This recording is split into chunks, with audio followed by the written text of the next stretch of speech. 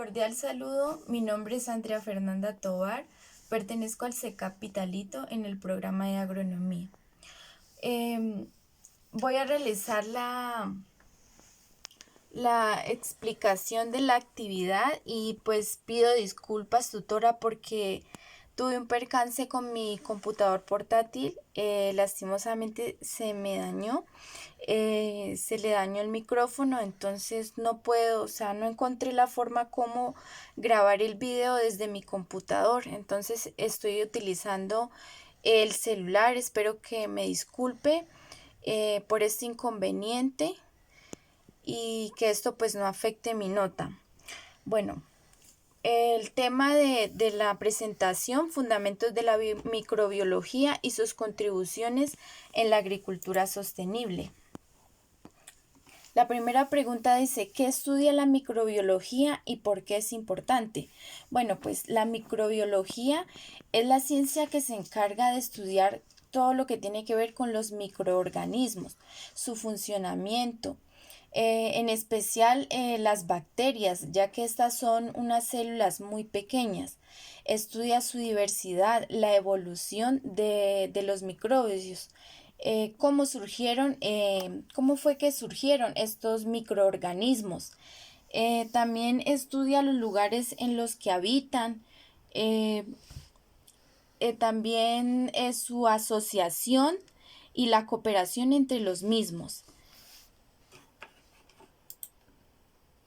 La microbiología se encarga de hacer diferentes investigaciones y ha contribuido mucho a la ciencia, porque la microbiología está a la cabeza de grandes avances científicos que han contribuido con importantes avances como todo lo que tiene que ver con medicina, veterinaria, agricultura, como enfermedades infecciosas, inclusive hasta la fertilidad del suelo. Los microorganismos son las formas más pequeñas de vida que existen, pero sin ellos los organismos superiores no existiéramos o no hubiéramos podido sobrevivir, como por ejemplo las plantas, los animales, inclusive nosotros los seres humanos. Dependemos de estos microorganismos porque ellos realizan actividades como reciclar nutrientes y degradar materia orgánica, lo cual nos beneficia a nosotros y a las plantas y a los animales. ¿Cuál es la principal diferencia entre los microorganismos procariotas y los eucariotas? Bueno, aquí tenemos, esta es una célula de organismos procariotas y esta de una célula de organismos eucariotas. La principal diferencia que podemos ver es que aquí los procariotas son unidades más pequeñas y mucho más sencillas que los eucariotas. Las células eucariotas cuentan con un núcleo, cuentan con una membrana nuclear.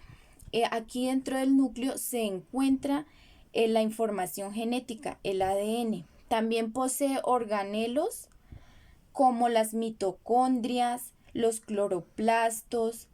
Estos son los encargados de la energía, de suministrar la energía a la célula.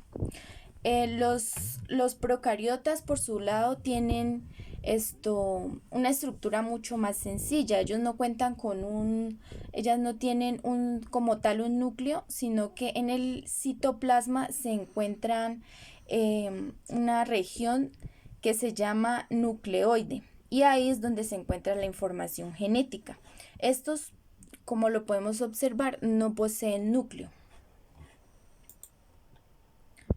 Los organismos eucariotas pues tienen su información genética, como ya lo mencioné, dentro del núcleo que está rodeado por la membrana nuclear, y los procariotas pues tienen la información genética de manera circular.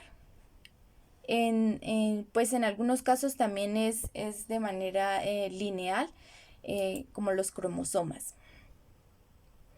¿Cuáles microorganismos comprenden los eucariotas y cuáles los procariotas? Bueno, los organismos eucariotas encontramos algas, protozoos, protistas, hongos, células animales y vegetales. Y en los organismos procariotas, bacterias o sea, son las bacterias y las arqueas. Entonces aquí podemos encontrar en esta imagen, estos son los tres dominios. Este es el árbol filogenético de la vida. Estos son los tres dominios. Encontramos el dominio de bacteria, el dominio de arquea y el dominio de eucaria. Estos dos, bacteria y arquea, pertenecen a los organismos procariotas y eucaria pertenece a los organismos eucariotas. Explique las 7 propiedades de las células microbianas. Bueno, la primera es el metabolismo y como todas las células, estos microorganismos realizan su metabolismo. Lo que hacen es tomar nutrientes del medio y transformarlos en nuevos materiales como productos de desecho. Bueno, estas transformaciones lo que hacen es que la célula pues conserva esta energía y la utiliza en nueva síntesis para formar nuevas estructuras. Otra propiedad de las células microbianas es el crecimiento. El crecimiento se refiere en cuanto a la multiplicación de las células, a la división. Entonces es el aumento de las células, lo que hace que se replique el genoma y se sinteticen las proteínas para llevar a cabo el crecimiento. Esto se da por los procesos de transcripción y traducción. La motilidad es lo que permite que las células se alejen de condiciones que no les favorecen y que exploten y exploren en nuevos recursos y otras opciones de crecimiento. La diferenciación, puede causar que se vean células modificadas, que se modifiquen especialmente como para crecimiento, para dispersión y para la supervivencia. La comunicación. La comunicación consiste en que las células emiten unas señales químicas. Entonces, por medio de estas señales pueden comunicarse con otras células, ya sea de su misma especie o de diferente especie. El intercambio genético consiste en que las células pueden transferir, pueden aceptar o transferir genes de sus células vecinas, ya sean de la misma especie o de otra especie. La evolución, bueno, es el proceso de descendencia que ya lleva una modificación. Entonces seleccionan las variantes genéticas mutantes, o sea, es como escoger como los rasgos más que más les beneficien para su reproducción. Las células microbianas se reproducen de manera muy rápida.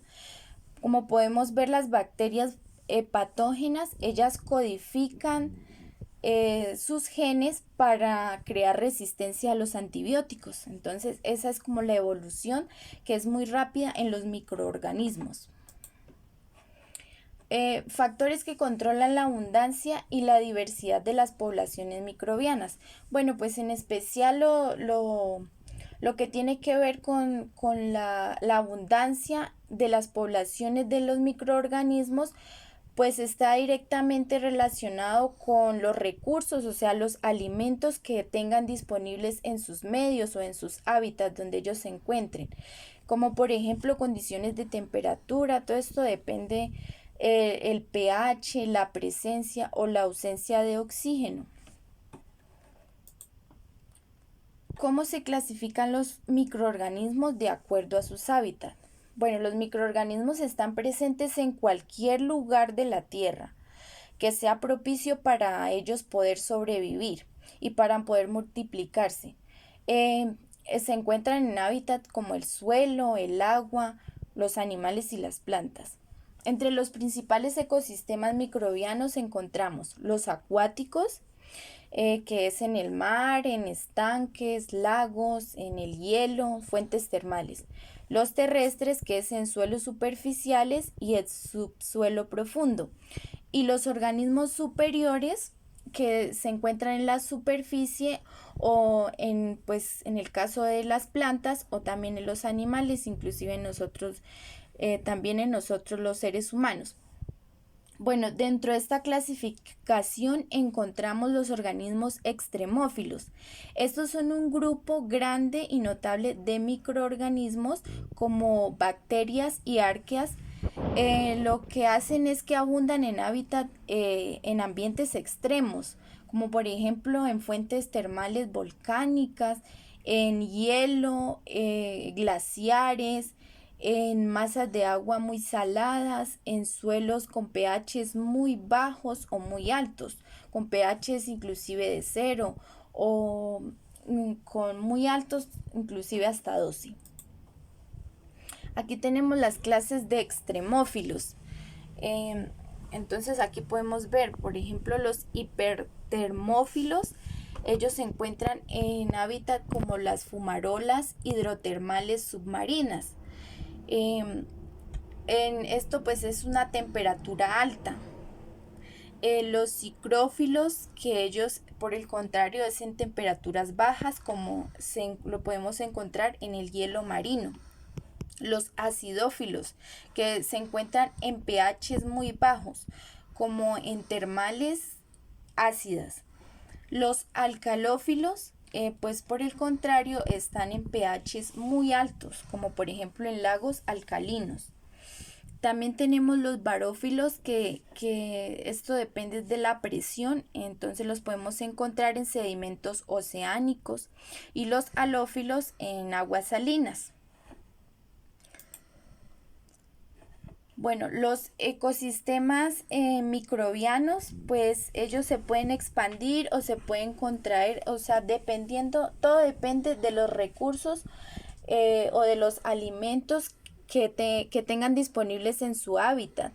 También depende de las actividades metabólicas de los mismos microorganismos, porque ellos al tener su metabolismo, al hacer su metabolismo, pueden modificar ya sea de manera física o química sus ecosistemas.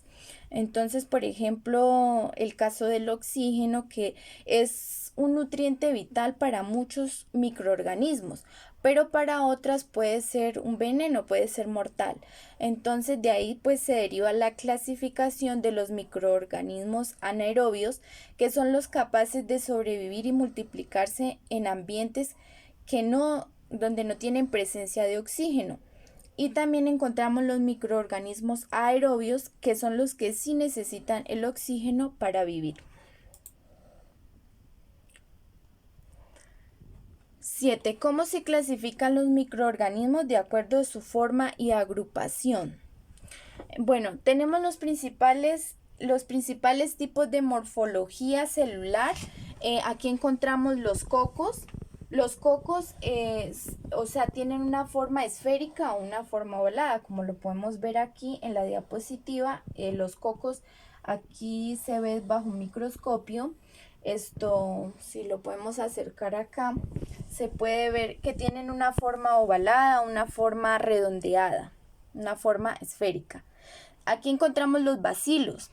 Los bacilos tienen una forma cilíndrica, parecen un bastón, son alargados. Bueno, hay unos que son cortos, como podemos observar aquí, hay unos cortos, hay unos largos, hay unos gruesos y hay unos muy finos. Estos son los bacilos. Y los espirilos, que son los que forman, pues, como su nombre lo indica, espirales. Bueno, dentro de la agrupación de los microorganismos podemos encontrar los diplococos, que serían los cocos que forman cadenas. Como podemos ver aquí, estos son cocos formando cadenas. Entonces están que los diplococos, que estos pertenecen a los microorganismos del género Streptococcus. También encontramos los tétradas, los microorganismos que se agrupan en racimos, que parecen un racimo de uvas. También encontramos los cocobacilos. Estos son los cocobacilos. las espiroquetas. Estas son las espiroquetas, que son bacterias supraenrolladas. También tenemos las bacterias pedunculadas y las bacterias filamentosas. ¿Dónde se encuentran los microorganismos en la Tierra? Pues los microorganismos se encuentran en cualquier parte de la Tierra, pues ya sea el suelo, el subsuelo, en las aguas, en los océanos, en las profundidades marinas y en cualquier hábitat que sea benéfico para ellos, donde ellos se puedan reproducir y sobrevivir. Entonces puede ser los animales, las plantas y nosotros los seres humanos. ¿Cómo se beneficia la agricultura de los microorganismos? Bueno, la agricultura se beneficia muchísimo de los microorganismos porque estos lo que hacen es que llevan ciclos que permiten que los nutrientes estén disponibles para las plantas, como por ejemplo las plantas, las leguminosas. Entonces hay como una asociación entre la raíz de la planta y estas bacterias. Lo que hacen es formar unos nódulos en la raíz de la planta, y lo que hacen es captar el nitrógeno que hay en la atmósfera y lo convierten en amoníaco para que las plantas lo puedan utilizar. Esta es una fuente de nitrógeno para las plantas. Como sabemos, el nitrógeno pues es un nutriente vital en el desarrollo de los cultivos de las plantas. También otras bacterias hacen algo parecido en el ciclo del azufre. Lo que hacen es oxidar los compuestos tóxicos del azufre y lo vuelven ácido sulfhídrico, o lo vuelven un sulfato, perdón, que este ya es inocuo y es un nutriente que las plantas pueden absorber. También podemos encontrar otros organismos como lo son los que se encuentran en el rumen de las vacas y de las ovejas, que estos son los rumiantes. Estos microorganismos lo que hacen es digerir y fermentar la celulosa, que es un componente principal de la pared celular de las plantas. Entonces permiten que los rumiantes puedan digerir muy fácilmente, de manera eficiente, lo que son todas las plantas que ellos consumen, la hierba que ellos consumen, y puedan pues asimilar todos los nutrientes de estas plantas. Bueno, ¿por qué es importante la biorremediación microbiana en el suelo? Bueno, la biorremediación es un proceso que consiste en utilizar plantas, microorganismos o las enzimas de estos microorganismos con el fin de eliminar o reducir los contaminantes que hay en el ambiente, ya sea en las aguas o en los suelos. Estos compuestos tóxicos pues afectan la salud humana, afectan la seguridad alimentaria, el rendimiento en los cultivos. Por eso es importante utilizar la biorremediación, porque es una manera biológica de controlar esto, de corregir y de desintoxicar todas estas áreas que están contaminadas, ya sea por diferentes tipos de químicos o por diferentes tipos de sustancias que hayan contaminado las aguas o los suelos. Entonces, la importancia de la biorremediación es para hacer la desintoxicación de estas áreas. Entonces, ¿qué estrategia de biorremediación le llama la atención y por qué? Bueno, una de las estrategias que más me llama la atención es la de la bioaumentación, porque esta consiste en inocular el lugar que esté contaminado. Entonces podemos seleccionar el microorganismo más adecuado dependiendo del tipo de contaminación o por qué o las sustancias por las cuales esté contaminado, y así elegimos los microorganismos para inocularlos en los sitios específicos donde queremos que haya la degradación de este contaminante. Seleccione un microorganismo en la tabla número 2 que podría solucionar un problema asociado al suelo en su región y mencione brevemente cómo sería la acción microbiana de este microorganismo. Bueno, pues en mi región lo que más se ve y lo más común pues es el uso del herbicida glifosato. Por esta razón yo he elegido de la tabla número 2 la bacteria Agrobacterium sp, porque esta bacteria lo que hace es que toma el glifosato, que pues como sabemos es un químico contaminante y muy nocivo para la salud humana, para el ambiente. Entonces lo que hace esta bacteria es utilizarlo como fuente de fósforo y energía. Las referencias bibliográficas. Bueno, muchas gracias.